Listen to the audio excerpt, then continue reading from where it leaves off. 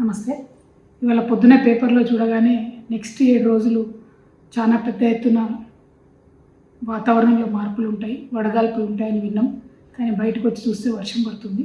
So next 10-15 డేస్‌లో unpredictable weather ఉంటదని చెప్పకనే మరి మొత్తం వాతావరణ సంస్థలు గానీ, పత్రికలు గానీ, ప్రభుత్వాలు గానీ చెప్తున్నాయి కాబట్టి, ఈ పరిస్థితి గమనించుకొని దయచేసి గిగ్ వర్కర్స్ ఎవరైతే ఉన్నారో మీరు ఖచ్చితంగా ఓఆర్ఎస్ ప్యాకెట్స్ క్యారీ చేయండి. కొంచెం శ్రద్ధ పెట్టుకోండి. Gig workers, auto drivers, taxi drivers అనేక చోట్ల చాలామంది వడదెబ్బలకు ఇబ్బంది పడుతున్నటువంటి సందర్భం మన రాష్ట్రంలో చూస్తూ ఉన్నాం. కాబట్టి దయచేసి మీ ఆరోగ్యం పట్ల కొంత మీరు శ్రద్ధ వహించండి అని చెప్పి నేను ఒక సోదరిగా మీకు రిక్వెస్ట్ చేస్తూ ఉన్నాను.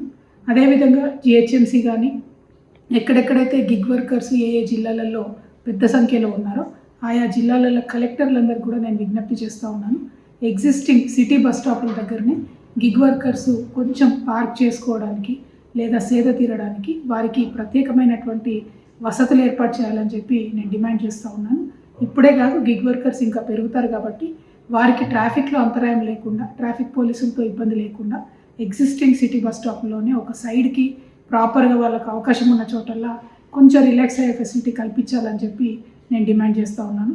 ఎట్ ద సేమ్ టైం ఈ వానకి, వడగండ్లకి రైతులు ఇబ్బంది పడుతూ ఉన్నారు. కాబట్టి ప్రభుత్వాన్ని మళ్ళొకసారి నేను డిమాండ్ చేస్తున్నాను, ఖచ్చితంగా వెంటనే మిగిలిపోయినటువంటి ధాన్యం అంతా కూడా కొనుగోలు చేయాలి. Thank you.